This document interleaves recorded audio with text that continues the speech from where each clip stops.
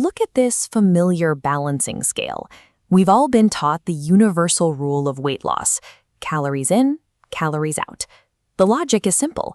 If you eat a calorie, your body has to either burn it for energy or store it as fat. But if human metabolism is just simple math, we have a problem. When researchers studied people drinking a liter of zero-calorie diet soda every day, those individuals actually gained weight. And people aggressively restricting their calories while eating highly processed foods are still developing metabolic illnesses. The math doesn't add up. Weight loss and metabolic disease are not controlled by a calorie calculator. They are controlled by a chemical switch: insulin. For decades, insulin has been described strictly as the blood sugar hormone, the chemical diabetics need to survive. Its actual role is much broader. Insulin is the body's master energy storage hormone. Modern diets frequently keep this biological storage switch in the on position. When insulin stays high, the body's ability to access its own fat for fuel becomes impaired, creating a metabolic state where we store energy far more easily than we can use it. At the cellular level, the human body operates in a binary system. A cell can be in a state of burning energy, or it can be in a state of storing energy. It can never do both at the same time. When you eat processed carbohydrates and sugars, your blood glucose spikes. In response, your pancreas floods your bloodstream with insulin to handle the rush of energy. Insulin performs its first main job by shunting all that excess energy away from your muscles and packing it directly into your fat cells for long-term storage. Then, insulin performs a second task. It suppresses an enzyme called hormone-sensitive lipase. This is the enzyme responsible for mobilizing fat out of storage so it can be burned. When insulin levels are high, this mobilization stops. Because that enzyme is suppressed, your body fat is effectively locked inside the cell. You cannot burn it. Even though you're carrying excess energy, your body feels starved because it cannot access its own fuel reserves. This mechanism explains why zero-calorie drinks can still cause weight gain, and it relies on a biological detour: the vagus nerve. When artificial sweetness hits your tongue, it sends a false alarm down the vagus nerve to the brain. Your body prepares for sugar by releasing insulin, even though 0 calories actually reached your gut.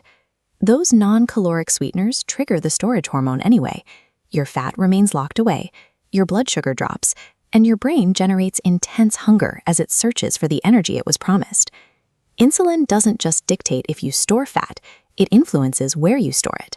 Your body has 3 main storage zones: the subcutaneous layer under your skin, the visceral cavity in your belly, and the liver. Subcutaneous fat is largely stable. Your body can store roughly 22 pounds of fat in the layer directly under your skin without suffering major metabolic damage. But chronic insulin spikes eventually overwhelm that safe zone. The excess fat is forced inward, spilling into high-risk areas: your visceral cavity and your liver. The limits in these zones are low. It takes just 5 pounds of visceral belly fat, or a mere ½ pound of liver fat, to reach a threshold of metabolic dysfunction. Internal fat cells have a limited capacity to expand. When they reach their physical limit, the cells break down, spilling their contents and dying off in a process called necrosis. Your immune system responds to this dead cellular grease by dispatching macrophages. As they clean up the debris, these macrophages release pro-inflammatory proteins called cytokines directly into your bloodstream. This immune response to overstuffed, misplaced fat is a primary driver of systemic inflammation. This process links misplaced fat directly to the development of metabolic syndrome. The modern epidemic of obesity and diabetes is often a result of a physiological system trapped in storage mode by a food environment that constantly triggers our insulin. Healing doesn't come from simply starving the body of calories.